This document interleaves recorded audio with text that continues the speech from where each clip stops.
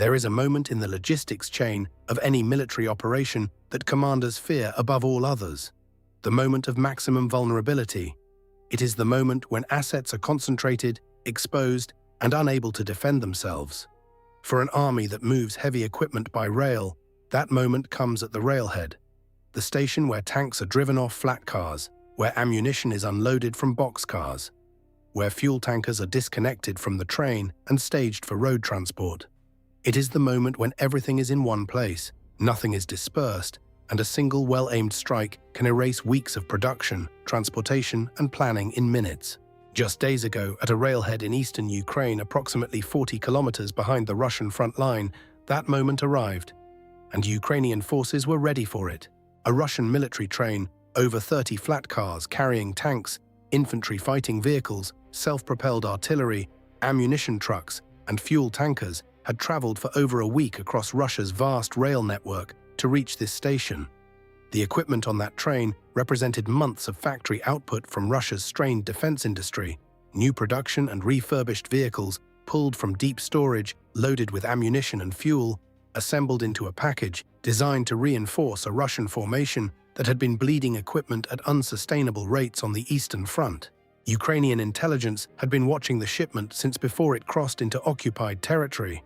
And when the train stopped and the offloading began, Ukrainian HIMARS batteries, long-range artillery, and FPV drone teams delivered a strike that destroyed or damaged over 30 vehicles in 40 minutes, inflicting estimated losses of $90 to $120 million and eliminating an entire battalion's reinforcement package before a single vehicle reached the front line.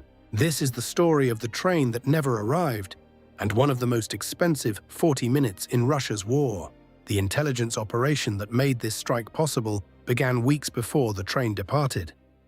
Ukrainian signals intelligence units monitoring Russian military rail communications, a critical but often overlooked domain of intelligence collection, detected increased logistics traffic, indicating a major equipment transfer being organized at a Russian military depot. The communications referenced specific vehicle types, quantities, loading schedules, and a destination railhead in occupied eastern Ukraine. Ukrainian intelligence analysts understood the significance immediately. A shipment of this size, over 30 vehicles, including tanks and self-propelled artillery, represented a major reinforcement that could significantly bolster Russian combat power in the sector. Destroying it before it reached the front would be worth far more than engaging the same vehicles individually in combat over weeks of fighting. The challenge was timing. A military train moving across Russia's rail network is difficult to track precisely. It moves at varying speeds, stops at multiple points for crew changes and maintenance, and can be rerouted through alternative rail lines. But Ukrainian intelligence had advantages. Satellite imagery, when available through cloud breaks, could confirm the train's location at major rail junctions. Signals intercepts provided schedule updates and estimated arrival times. And partisan sources in occupied territory reported rail movements in areas where trains transitioned from Russian to occupied Ukrainian rail infrastructure. The intelligence picture sharpened as the train approached its destination. 24 hours before arrival, Ukrainian analysts had confirmed the railhead where offloading would occur.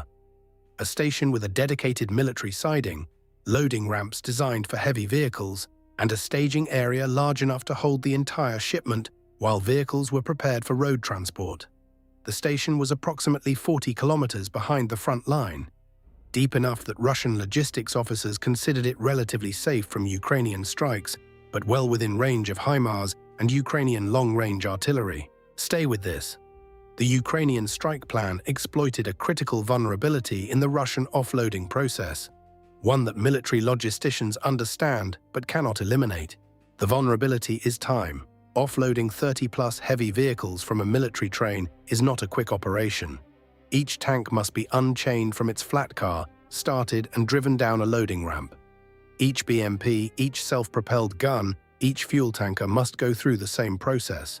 The vehicles are then staged in the station's marshalling area, parked in rows while logistics officers check manifests, assign road convoy groupings, and prepare for the next phase of transport to the front. The entire process takes hours. During those hours, the vehicles are concentrated in an area roughly the size of 2 football fields. Packed tightly, engines cold, crews performing checks and preparation tasks, with no room to maneuver and no meaningful air defense or fortification protecting them. It is the single most vulnerable point in the entire reinforcement pipeline, and Ukrainian planners had calculated the timing to strike at the moment of maximum concentration. After enough vehicles had been offloaded to ensure a large target set, but before dispersal to road convoys could begin, Ukrainian reconnaissance drones were tasked to the railhead 12 hours before the train's estimated arrival. The operators maintained continuous surveillance from high altitude, watching as Russian logistics personnel prepared the station, positioning loading ramps, staging fuel trucks for the vehicles that would need to be topped off before road movement, and setting up a temporary command post in the station building. The train arrived just before dawn, its headlight cutting through the thin morning fog that hung over the damp landscape. The early spring air temperature was just above freezing, cold enough that the train's arrival was marked by clouds of steam rising from the locomotive. Ukrainian drone operators watched the offloading begin. The first tank, a T-72B3, was unchained and driven down the ramp at approximately 0545. Others followed at intervals of approximately 5 to 7 minutes per vehicle. By 0700, 18 vehicles had been offloaded and were staged in the marshalling area. The remainder were still on flat cars, some with chains removed, others still secured. Fuel tankers had been disconnected from the train and parked alongside the staging area. Ammunition trucks, loaded with crated shells and rockets, were positioned near the station building. Russian soldiers and logistics personnel moved between the vehicles, performing checks, starting engines, and preparing for road movement. The Ukrainian brigade commander, monitoring the drone feed in real time, made the call at 0705. Enough vehicles were concentrated in the staging area. The offloading was still in progress, meaning additional vehicles would be caught on the ramps and flat cars, unable to move. And the sun was now up, giving FPV drone operators optimal visual conditions for precision targeting. Which is the bigger loss for Russia? The $120 million in destroyed equipment, or the months of factory production time that can never be recovered? Tell us in the comments. The HIMARS salvo arrived first, 4 rockets fired from a battery position 25 kilometers to the west, impacting the staging area at 0708. The first rocket struck the center of the marshalling area where 12 vehicles were parked in 2 neat rows. The explosion engulfed 4 vehicles immediately, 2 T-72B3 tanks, 1 BMP-3, and 1 ammunition truck.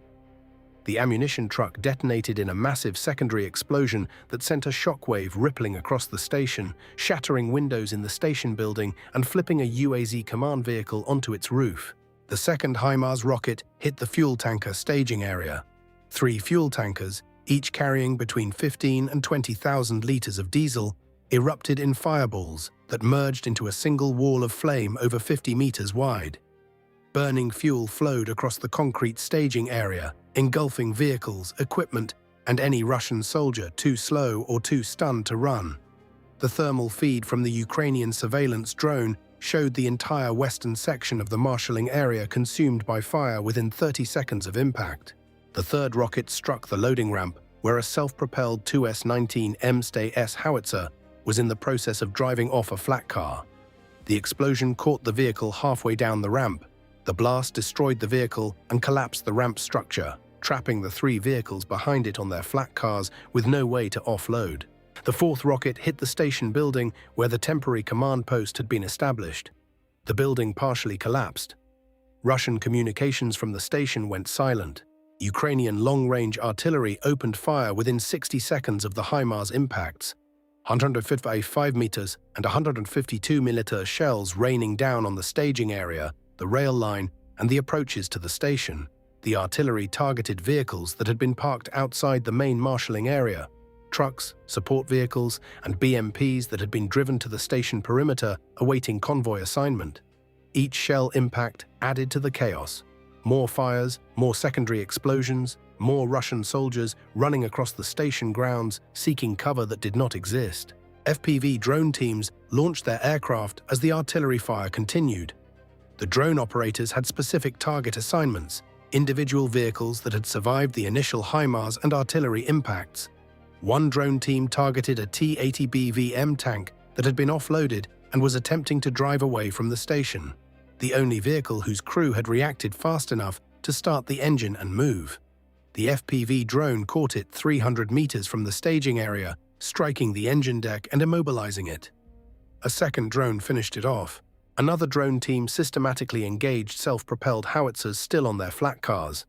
Each one a high-value target worth $3 to $5 million, chained in place, unable to move, a stationary target that even a novice drone operator could hit.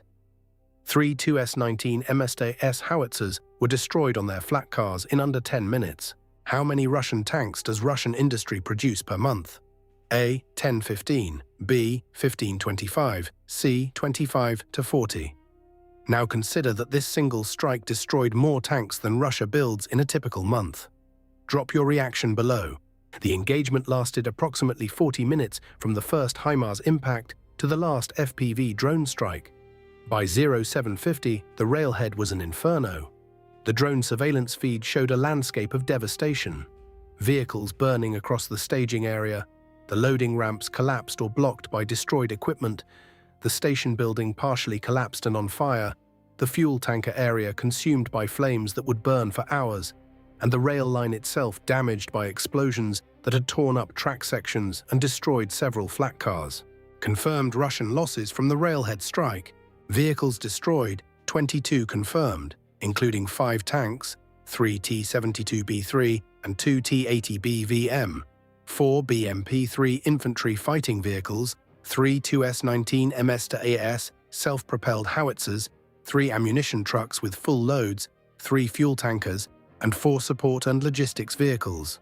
Vehicles damaged, 8 additional, including 2 tanks, 3 BMPs, and 3 support vehicles that sustained damage from shrapnel, fire, or blast effects.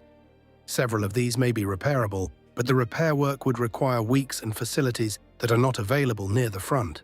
Total vehicles lost or rendered non-operational, 30 out of approximately 32 on the train. Effective destruction rate, over 90%. Personnel losses, estimated 50 to 70 Russian logistics, security and vehicle crew personnel killed or wounded at the station, including the command post staff killed in the station building. These were not frontline combat troops, but trained logistics specialists, vehicle mechanics, and military rail personnel whose expertise is critical to Russia's ability to sustain operations and who are increasingly difficult to replace. Is the destruction of an entire equipment shipment before it reaches the front line the most efficient form of warfare? Or should Ukraine focus on destroying the factories that build the equipment? Drop your thoughts in the comments. Now the economics, and this is where the scale of the disaster becomes truly staggering. 5 tanks destroyed, T-72B3 at approximately $1 to $1.5 million each, T-80 BVM at approximately $3 to $4 million each, total $8 to $13 million.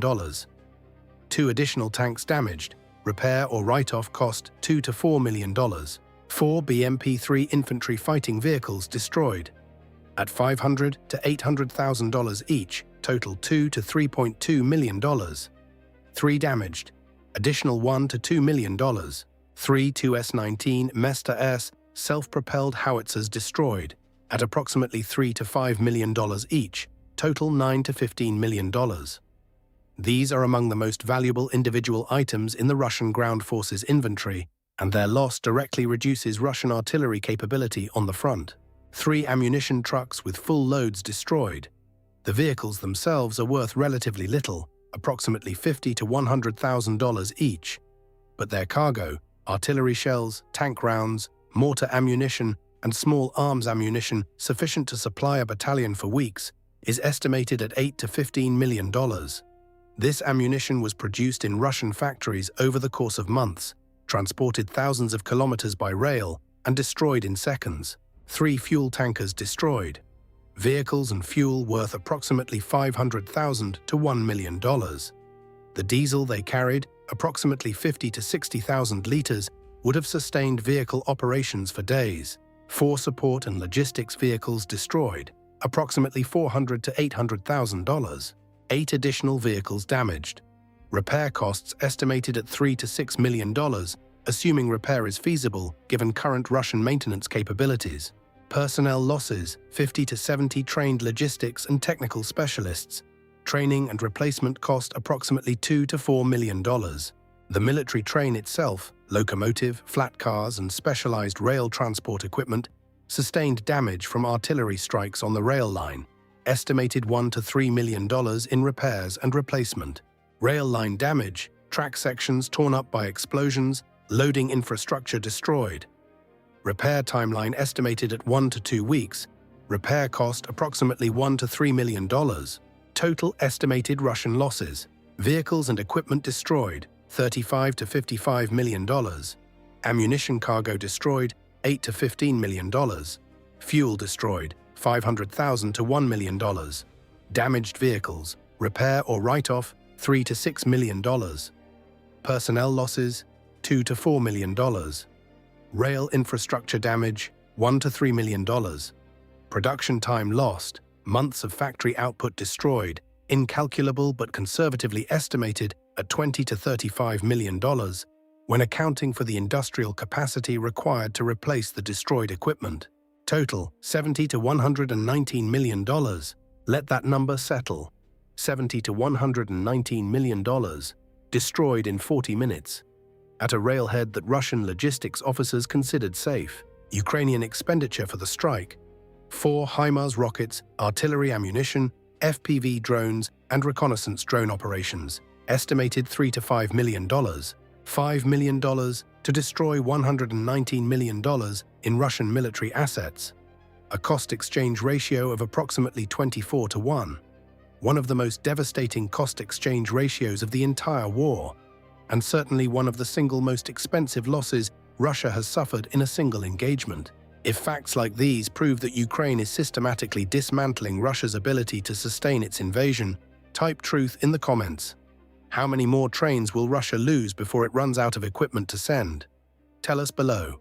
The Russian formation that was waiting for this equipment, the formation whose tanks were wearing out, whose artillery was running low on ammunition, whose BMPs were breaking down faster than they could be repaired, would now wait indefinitely. There would be no replacement shipment in the next week or the week after that. Russian defense industry, operating at maximum capacity, would need months to assemble another package of equivalent size. And during those months, the formation would fight with what it had, which, after weeks of attrition, was not enough. This is the mathematics of Russia's war. And the mathematics are merciless. Russia loses equipment faster than it can produce it. Ukraine destroys reinforcements faster than Russia can deliver them. And every train that burns at a railhead, every convoy that dies on a road, every depot that detonates in the night, widens the gap between what Russia needs to sustain its invasion and what it can actually deliver to the front. The train that never arrived is not an anomaly. It is a preview of Russia's future in this war, a future where the pipeline of men and machines flowing toward the front grows thinner with each passing month, while the Ukrainian forces waiting to destroy them grow stronger, smarter, and more precise. Consider the industrial reality behind those burning vehicles. Each T-80 BVM that burned at the railhead represents not just $3 to $4 million in metal and electronics. It represents months of work at the Uralvagonzavod factory in Nizhny Tagil, where workers on triple shifts are struggling to refurbish Cold War-era tanks faster than Ukraine destroys them. Each 2S-19 MSTAS howitzer represents the output of a production line that can build perhaps 2 to 3 units per month. 3 howitzers destroyed in 10 minutes at the railhead equals over a month of factory production erased by a weapon that cost a fraction of a single howitzer's price. Russia's defense industrial base is operating under extraordinary strain. Sanctions have restricted access to precision components, microchips, ball bearings, optical systems, and electronic modules that modern military equipment requires. Russian factories have resorted to sourcing components through third countries, cannibalizing civilian equipment, and in some cases reverting to analog systems that degrade performance. The factories can produce vehicles, but they cannot produce them fast enough, and they cannot produce them at the quality level that the battlefield demands. This means that every vehicle destroyed at the railhead is not simply a financial loss, it is a loss of irreplaceable time. The months of factory labor that produced those tanks, those howitzers, those BMPs cannot be recovered. The components that were sourced through sanctions evasion networks cannot be instantly resourced. The skilled workers who assembled the equipment cannot be cloned. Russia's defense industry is running a race against Ukrainian destruction, and as this railhead strike demonstrated, it is losing that race decisively. Ukrainian strikes on Russian logistics and reinforcement infrastructure are not random acts of destruction. They are a deliberate strategy, a strategy of industrial attrition that targets not just the equipment itself, but the production capacity and transportation infrastructure that sustains Russia's war. Every train that burns is a message to Moscow. You cannot build fast enough. You cannot ship fast enough. You cannot replace what we destroy, and the gap between your losses and your production will widen every month until the mathematics of this war become impossible to deny. The evidence is already visible in the declining quality of Russian equipment reaching the front. Tanks pulled from decades of storage with corroded systems and outdated armor. BMPs missing components that have been stripped for use in other vehicles. Ammunition produced with reduced quality control, leading to higher dude rates and lower accuracy. The Russian military machine is not just shrinking, it is degrading, and strikes like the railhead attack accelerate that degradation by forcing Russia to replace losses with equipment drawn from ever deeper reserves of ever lower quality. 3 questions before you go. First, if Ukrainian intelligence can track a military train from its departure point in Russia to its destination in occupied Ukraine and destroy its entire cargo in 40 minutes, how secure is any Russian rail shipment moving toward the front? And how many more trains will burn before Russia's rail logistics become untenable? Second, this single strike destroyed more tanks than Russia produces in a typical month, more self-propelled howitzers than Russia can build in weeks, and enough ammunition to sustain a battalion for the rest of the month. At this rate of destruction, how long before Russia's industrial output cannot keep pace with its battlefield losses? Third, the railhead was 40 kilometers behind the front, a distance that Russian logistics officers considered safe. Ukrainian HIMARS range is growing. Ukrainian drone range is growing. Ukrainian intelligence capabilities are growing. If 40 kilometers is not safe today, what distance will be safe tomorrow? And is any point in occupied Ukraine truly beyond Ukraine's reach? Think about that. Subscribe to Steel Command, share this video. Russia loaded a train with a battalion's worth of equipment and sent it to Ukraine. Ukraine was waiting at the station. The equipment burned. The soldiers who were supposed to use it will never receive it. And somewhere in Russia right now, another train is being loaded. And Ukrainian intelligence is already watching.